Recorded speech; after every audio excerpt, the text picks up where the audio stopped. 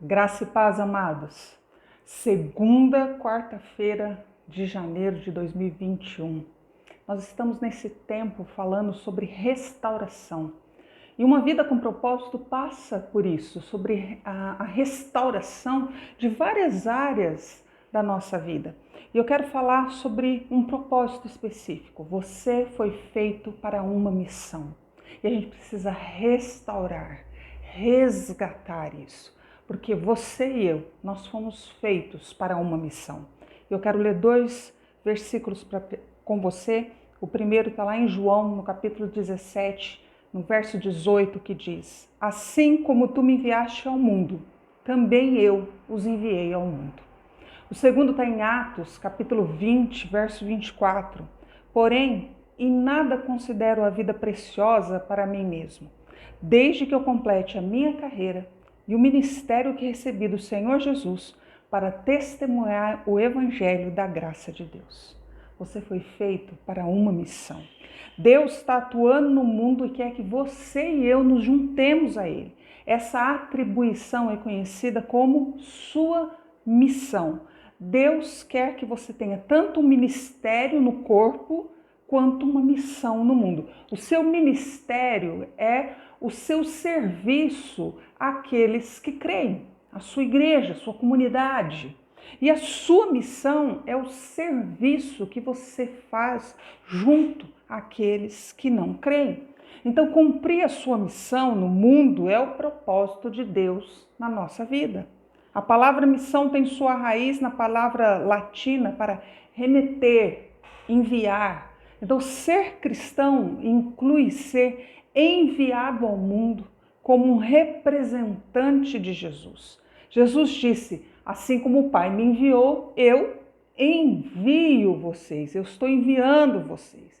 E Jesus entendeu nitidamente essa missão quando ele tinha 12 anos de idade. Ele disse assim: não sabeis que me convém tratar dos negócios do Pai? Você pode ver lá em Lucas 2,49. E quando chega lá no fim, em João 19,30, ele diz: está consumado. Eu cumpri a minha missão. Como se fosse a capa e a contracapa de um livro. Essas declarações é a moldura de uma vida plena, dirigida por um propósito. Jesus completou a missão que foi confiada pelo Pai. Agora, a missão de Jesus na terra é a nossa missão. Nós somos o corpo de Cristo. Deus quer resgatar os seres humanos da mão de Satanás, reconciliar eles consigo mesmo. E para isso nós precisamos cumprir o nosso propósito. O propósito para o qual ele nos criou, que é amá-lo, quer fazer parte da sua família, quer nos tornarmos semelhantes a Ele, servir a Deus, contar aos outros a respeito dele. Uma vez que nós pertencemos a Ele, Ele nos salva, Ele nos envia. A Bíblia diz, 2 Coríntios 5,20, somos mensageiros de Deus, estamos aqui falando de Cristo, mensageiros de Deus, espalhando as boas novas de amor e dos propósitos deles para o mundo. Qual é a importância da sua missão? Cumprir sua missão na terra é parte essencial de viver para a glória de Deus. E a Bíblia fala de várias razões pelas quais a sua missão é tão importante. A gente vai enumerar aqui algumas delas. Primeiro, sua missão é uma continuação da missão de Jesus. Por isso ela é importante. Como seus seguidores, nós devemos dar continuidade àquilo que o Senhor Jesus começou. Ele não nos chama até somente para vir até Ele, mas para ir por Ele. Entende? Ir por Ele. Sua missão é tão importante que Jesus repetiu isso 5 vezes, de formas diferentes, em 5 livros diferentes da Bíblia. Mateus 28, 19 e 20, Marcos 16, 15, Lucas 24, 47, João 20, 21 e Atos 1, 8. Sabe, como se ele estivesse dizendo assim: eu realmente quero que vocês levem isso a sério. Eu quero que vocês levem isso a sério. Vão, façam discípulos de todas as nações, batizando em nome do Pai, do Filho, do Espírito Santo. Eu ordeno isso a vocês. Essa incumbência foi dada a todos os seguidores de Jesus, não somente a pastores e missionários, presbíteros, presbíteras, missionárias e missionários. Esse é imperativo para todo servo e serva do Senhor Jesus. É um compromisso com Ele, é um compromisso com Jesus. A grande comissão não é uma grande sugestão para você ir lá fazer discípulos, é uma ordem. Vai e faça. Você não precisa ouvir um anjo com uma trombeta tocando ou um culto específico para isso. Nós precisamos ler a palavra e entender que aquilo é uma ordem dada. E ordem dada tem que ser cumprida. Talvez você não esteja ciente de que as pessoas que não conhecem a Deus, que não conhecem a Jesus como seu único e suficiente Salvador, que estão ao redor da sua vida, elas são sua responsabilidade. Não são minhas. Não é do seu líder, não é do presbítero ou da presbítera da igreja, é sua. As pessoas que estão ao redor, que não creem em Senhor Jesus, são sua responsabilidade. É você que fala das boas novas para essas pessoas. Porque se a gente não falar, Ezequiel 3,18 diz que eles vão morrer nos seus pecados. E o sangue dele, a responsabilidade pela morte eterna, está nas nossas mãos. Então a gente não pode se calar. Você pode ser o único cristão que algumas pessoas jamais irão conhecer. Algumas pessoas só vão conhecer você como um cristão. Então você tem a missão de contar a eles sobre Jesus. A sua missão, a nossa missão é um privilégio formidável, porque a gente tem é uma grande responsabilidade, mas é uma grande honra ser usado por Deus. Envolve dois grandes privilégios, que é trabalhar e ser usado por Deus, representar a Deus. Somos parceiros de Deus na construção do reino.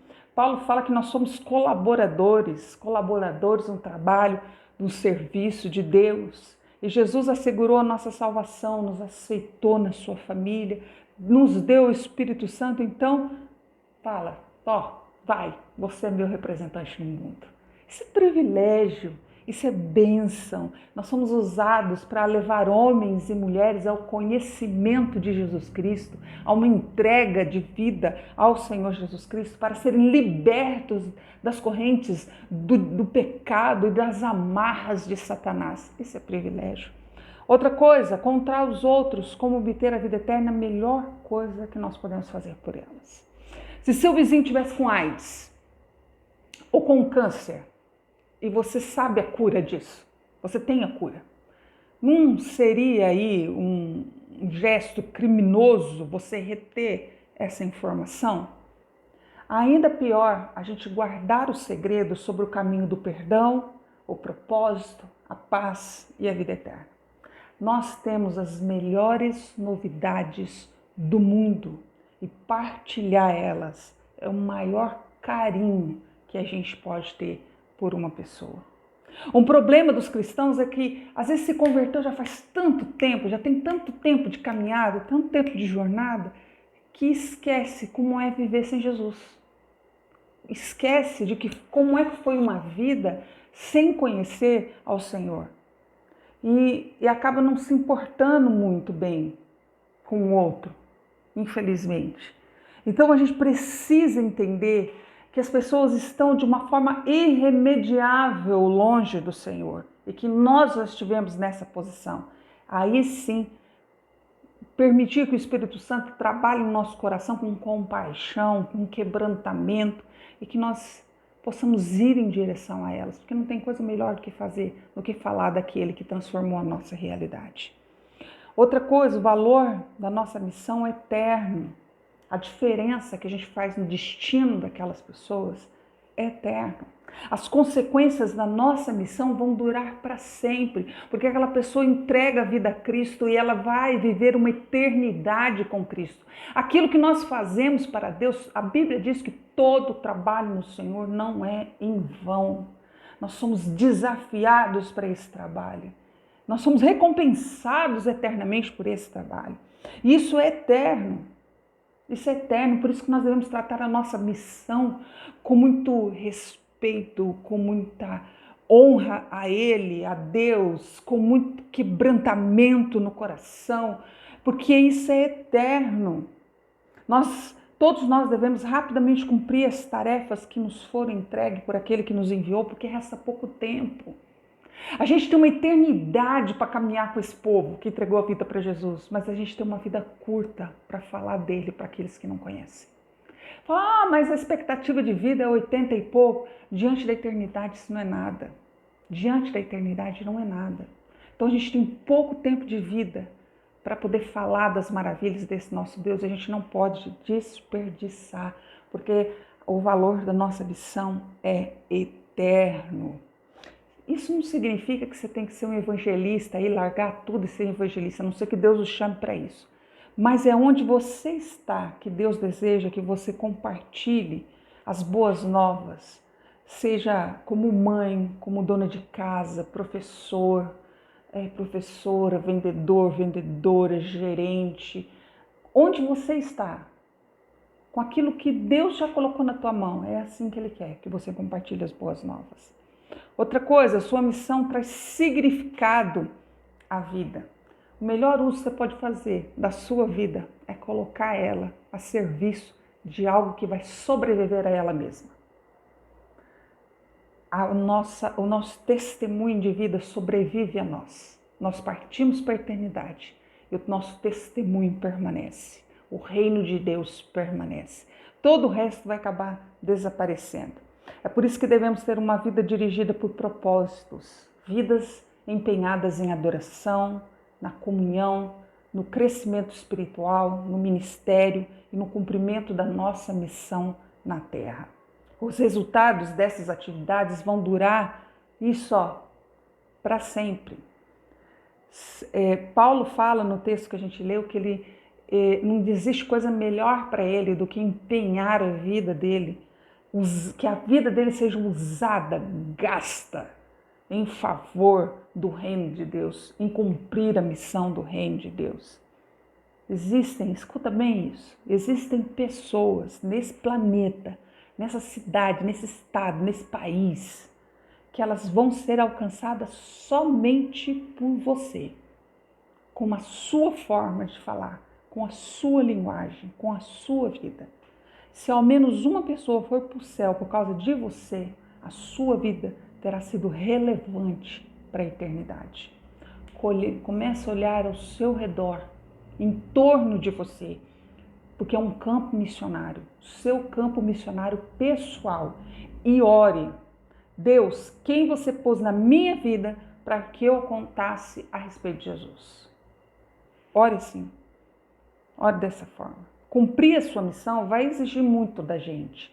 Vai exigir que a gente, às vezes, coloque, que a gente tire um pouco dos nossos planos pessoais e fale, Senhor, aqui reina o teu plano na minha vida. Reina o teu plano, não o que eu quero. Reina o seu horário na minha vida e não o meu horário. Faz, Senhor Deus, a minha agenda. A gente tem que submeter os nossos privilégios, expectativas, sonhos, planos e ambições a Deus. A gente tem que parar de ter oração egoísta. Senhor, abençoe o que eu estou fazendo. Mas, Senhor, abençoe, me ajude, Senhor, a fazer o que o Senhor está abençoando.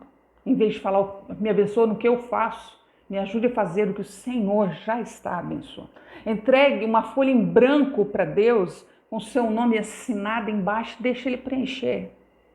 Não é fácil, mas é extremamente recompensador. Extremamente.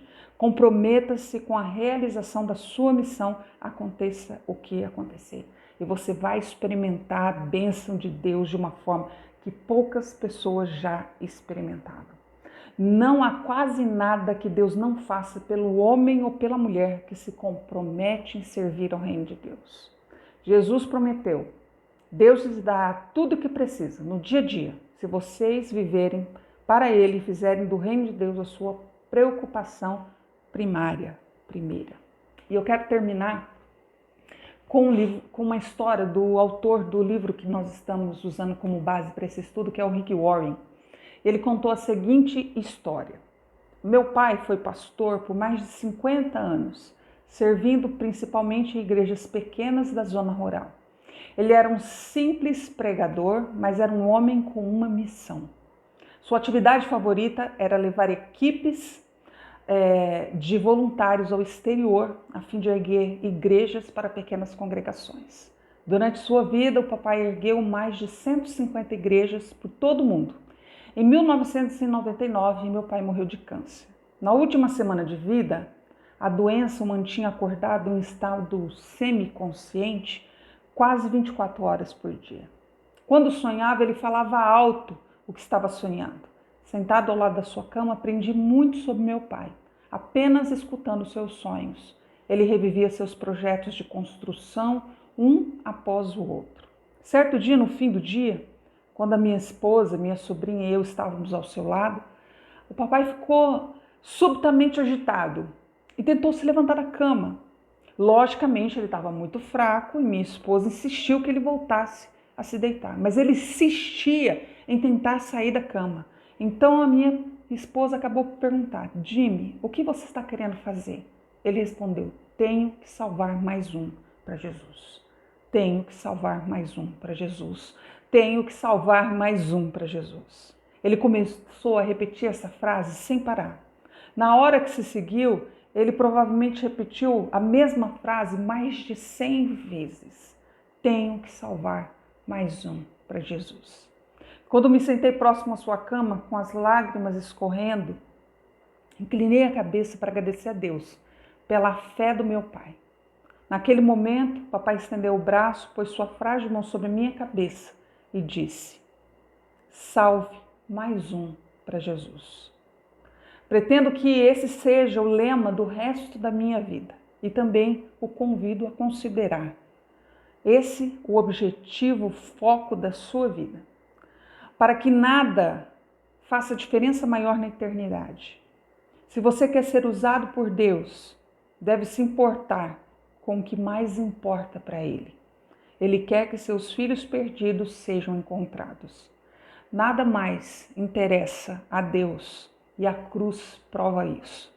Oro para que você esteja sempre atento, a fim de alcançar mais um para Jesus, de maneira que, um dia que você estiver diante de Deus, você possa dizer: missão cumprida, capa e contracapa da minha história.